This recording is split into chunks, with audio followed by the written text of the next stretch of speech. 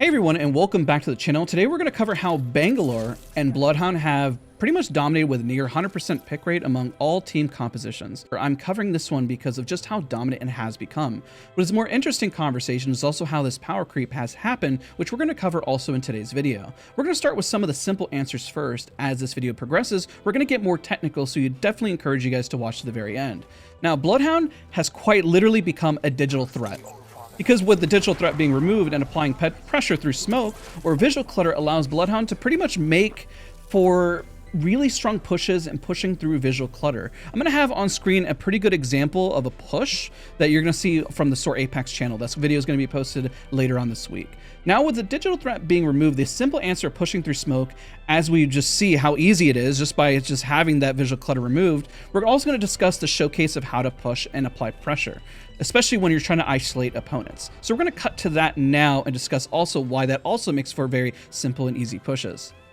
So I know we covered the first answer, which is pretty simple. Bloodhound is the digital threat that's being removed. Let's discuss the next one, which is the pushing potential. Information is key. We throw out a scan, we know where an opponent is out, and an ultimate goes out. And now what occurs here is you're going to be able to isolate opponents.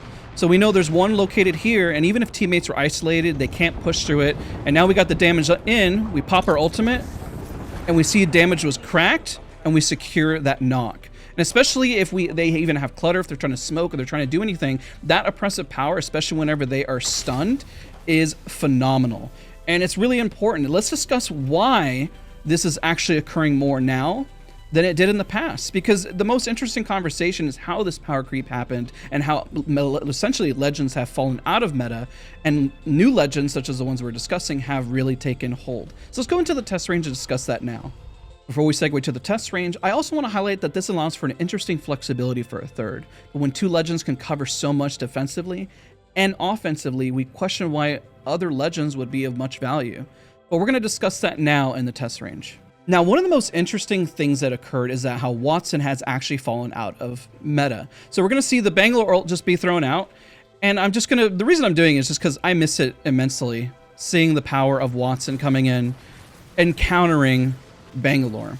Now, the more that Wattson has actually fallen out of meta, the more that we see the power creep of Bangalore, because these ultimates don't have any counter to them. This is why Gibraltar was able to make such offensive pressure as well. When Gibraltar was actually in meta, the Gibraltar ult was actually able to really push out teams and get people away from height, same as what you see with Bangalore. Even with smokes, if you throw it right on the gen, if it goes over it, it doesn't counter, but if it goes right towards the gen, it also counters as well, which has amazing power to stopping Bangalore, especially like we said, if everyone's running Wattson, then you got really nothing to worry about.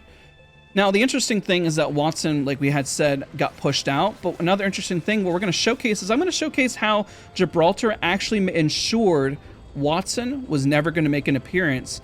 And what I'm going to do is put some fences down to show you an example. So when a Wattson would fence up a building, a Gibraltar would just simply throw their bubble down and cease these connections of the fences and be able to breach a building.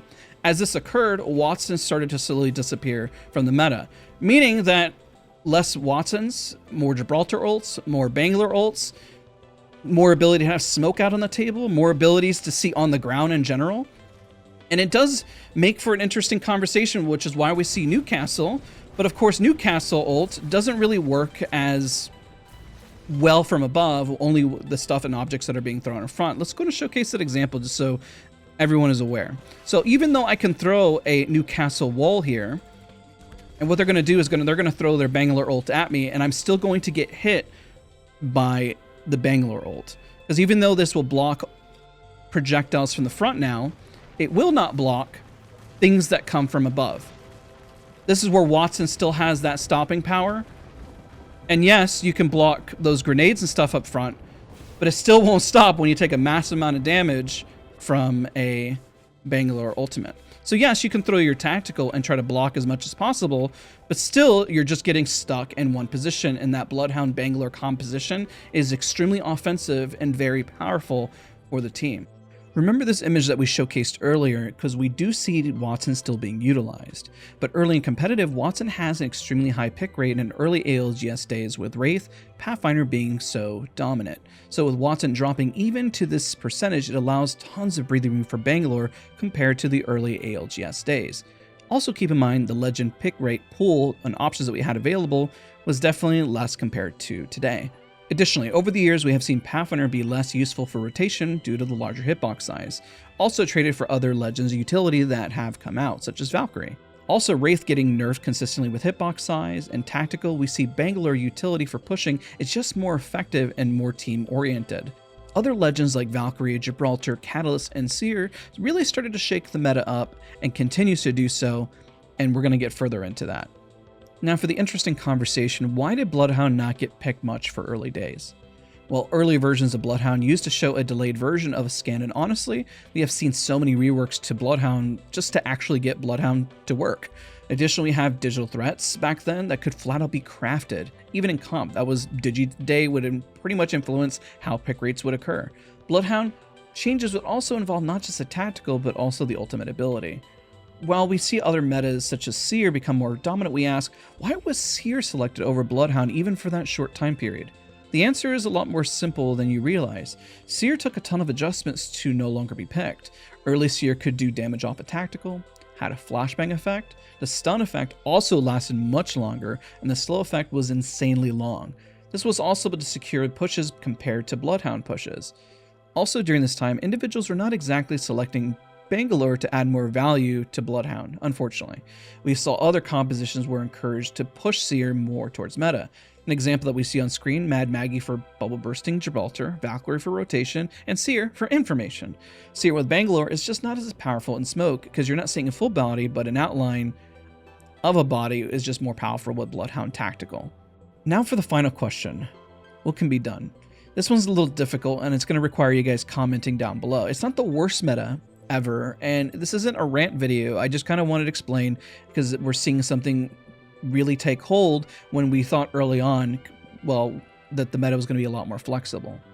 Let's discuss why other legends are not picked, just briefly. Well, for the third off, you could gain some potential in terms of rotation, anchor, or more pushing power, but the consistent question with the utility that synergizes so well with Bloodhound and Bangalore, why pick something that is just more difficult to pull off?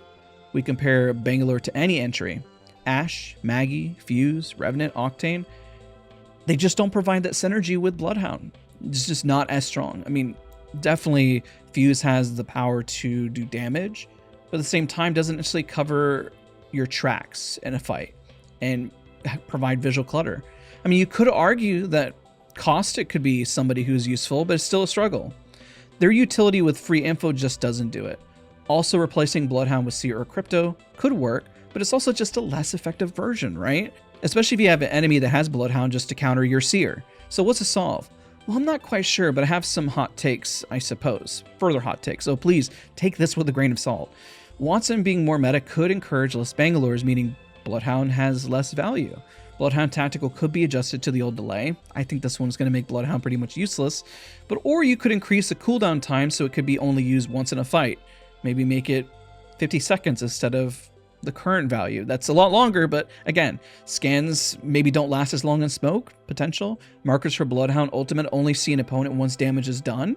Make it similar to Mad Maggie. Maybe make it a permanent thing. Maybe make it last for 5-7 seconds. I'm not quite sure. These are just hot takes. Don't take them for full face value, but one thing is for certain after watching this video, and we're debating it here, you do kind of see the power of this combination. My concern is the same with his and hers live and their tweet, which is why I showed it. The viewer experience sees nothing but smoke fights, and it's not always the most fun thing to watch. So comment, do you think this meta is too crazy? Keep in mind there always is going to be a meta. Even if they nerf this, another legend will always take its place. But I guess the real concern, is it too strong? Comment down below. Again, thank you so much for watching, taking the time today, and we'll see you guys all in the next video.